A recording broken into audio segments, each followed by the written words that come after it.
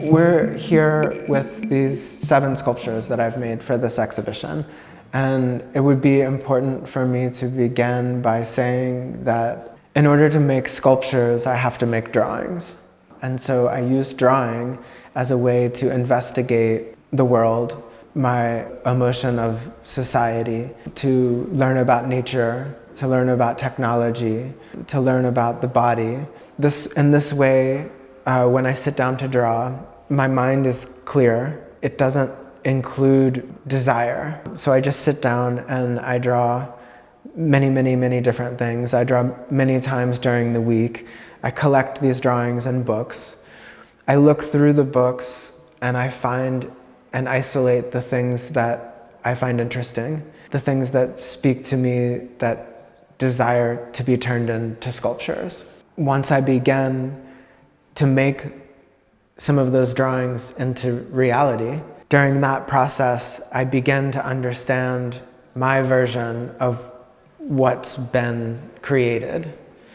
And I allow myself the same freedom from judgment when I'm trying to understand what the sculptures are that I did when I made the drawings. So mind is very open when I'm drawing. When I'm sculpting, my mind is very open.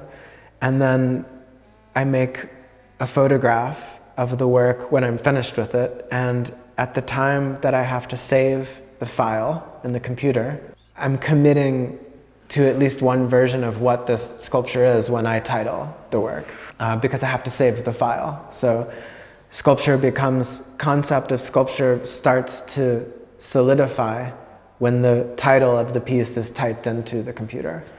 So while I've been making the work, I'm thinking, what am I looking at? And I have lots of different ideas that compete for what it is. And so, for example, in a work like this, one of the things that guided my thinking was the orientation of the sculpture. It's vertical. So when we look at things that are vertical, we think of architecture, we think of the body when it's alive, it's standing. We think of maybe a phallus. We think of, these kinds of things.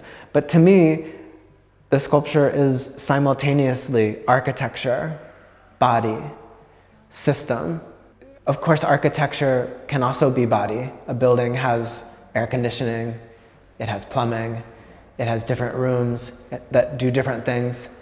But it also is body because it has a brain, it has on the backside, it has an orifice, it has, parts, systems, it has maybe a nervous system, it has a circulatory system or a digestive system.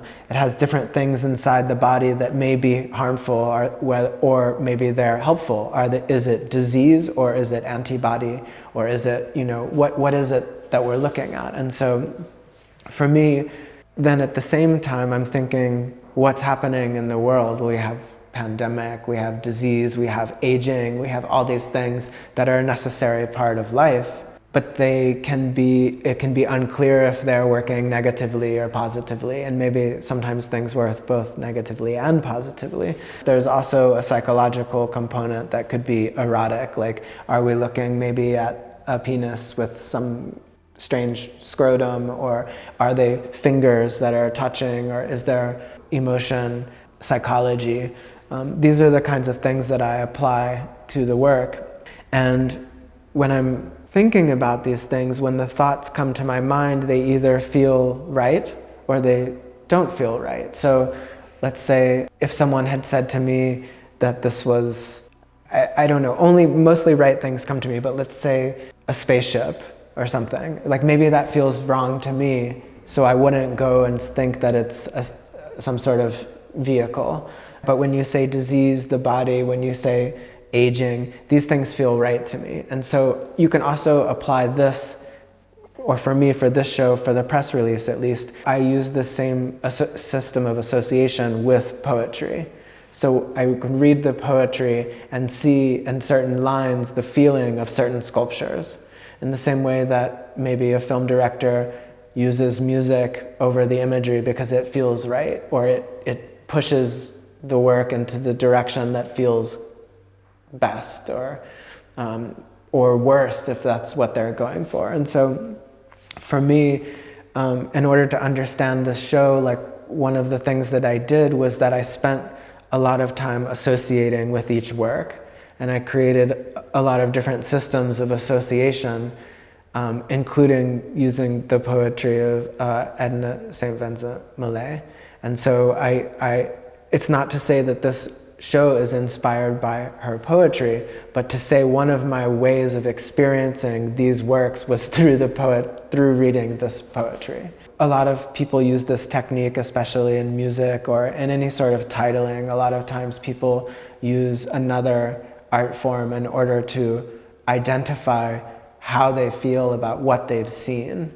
And so the first step in this process is to learn how to really look at what is in front of you. And so for me, one of the things that really helps to give you this confidence is to have a work on the pedestal, because the pedestal, it mimics architecture, and architecture has logic to it. It has a purpose to it. It helps you to say that this is not part of reality, it's something for us to consider, and that there may be a form of logic to what we're seeing here. It gives you a base upon which to build your associations. And then from there, you start to look at the different objects, and you have to look well to see what they are, to understand for yourself what you're looking at.